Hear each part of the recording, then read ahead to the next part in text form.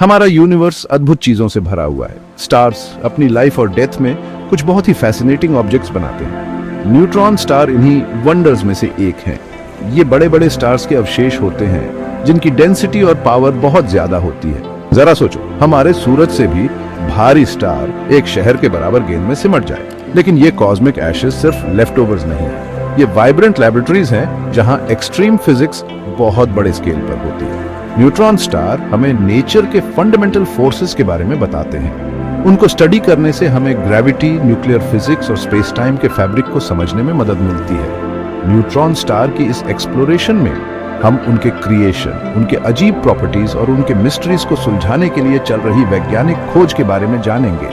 अपनी seat belts बांध लो, क्योंकि हम एक्सट्रीम फिजिक्स और कॉस्मिक मार्वल्स की दुनिया में डुबकी लगाने वाले हैं। स्टार्स की भी हमारी तरह एक लाइफ साइकिल होती है।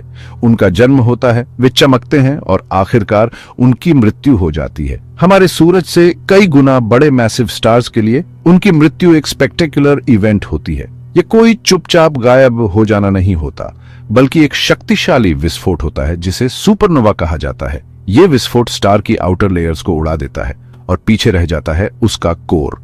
ये कोर बहुत ज्यादा प्रेशर में अपने आप में कोलैप्स हो जाता है। जरा सोचो, ग्रेविटी की शक्ति कोर को कुचल रही है, उसे और ज्यादा टाइट कर रही है।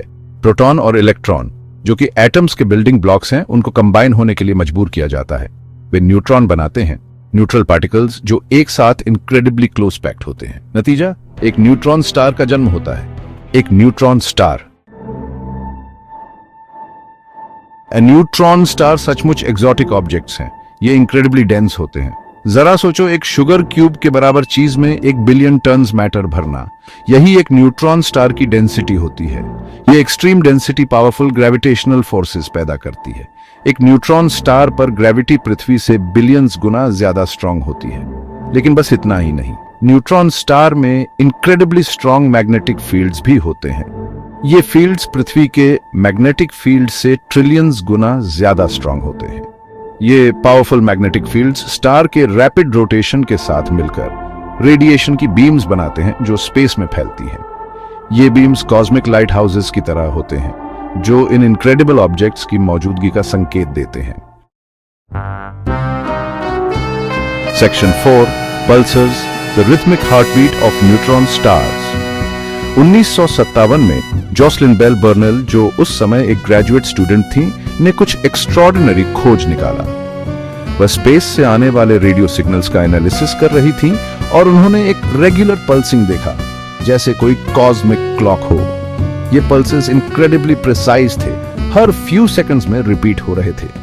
इन पल्सर्स को पल्सर्स के नाम से जाना जाने लगा। इन पल्सेस का कारण क्या है? जरा सोचो कि न्यूट्रॉन स्टार तेजी से घूम रहा है, एक टॉप की तरह। इसका पावरफुल मैग्नेटिक फील्ड रेडिएशन को अपने पोल्स से बाहर निकालता है। जैसे ही रेडिएशन की ये बीम्स पृथ्वी के पास से गुजरती है, हम उन्हें पल्सेस के रूप में डिटेक्ट करते हैं। Pulsars incredibly precise time keepers हैं जो एटॉमिक क्लॉक्स की एक्यूरेसी को टक्कर देते हैं। Section 5, neutron stars in the cosmic जू। न्यूट्रॉन स्टार कॉस्मिक जू में अकेले क्रीचर्स नहीं हैं, वे पूरे यूनिवर्स में अलग अलग जगहों पर पाए जाते हैं। कुछ सॉलिटरी ऑब्जेक्ट्स के रूप में एग्जिस्ट करते हैं, इंटरस्टेलर स्पेस में घूमते रहते हैं। अन्य बाइनरी सिस्टम्स में पाए जाते हैं जो किसी अन्य स्टार के साथ ग्रेविटेशनल डांस में लॉक्ड होते हैं। ये बाइनरी सिस्टम्स काफी ड्रामेटिक हो सकते हैं। अगर कोई न्यूट्रॉन स्टार अपने कंपेनियन स्टार के काफी करीब होता है तो वह उसका मटेरियल खींचना शुरू कर सकता है, जिससे हॉट गैस के एक्रीशन डिस्क्स बनते हैं। इस प्रक्रिया में बहुत ज्यादा एनर्जी रिलीज होती है, जिससे ये सिस्टम्स एक्स-रे स्काई में सबसे ज्यादा ब्राइट ऑब्जेक्ट्स में से एक बन जाते हैं। Section 6, unravelling the mysteries, research on neutron stars. Neutron star cosmic laboratories की तरह हैं। उनकी एक्सट्रीम कंडीशंस हमें फिजिक्स को स्टडी करने का मौका देती है, जिसे हम पृथ्वी पर रेप्लिकेट नहीं कर सकते। वैज्ञानिक लगातार इन ऑब्जेक्ट्स को ऑब्जर्व कर रहे हैं, उन टेलीस्कोप्स का यूज करके जो इलेक्ट्रोमैग्नेटिक स्पेक्ट्रम को स्पैन करते हैं।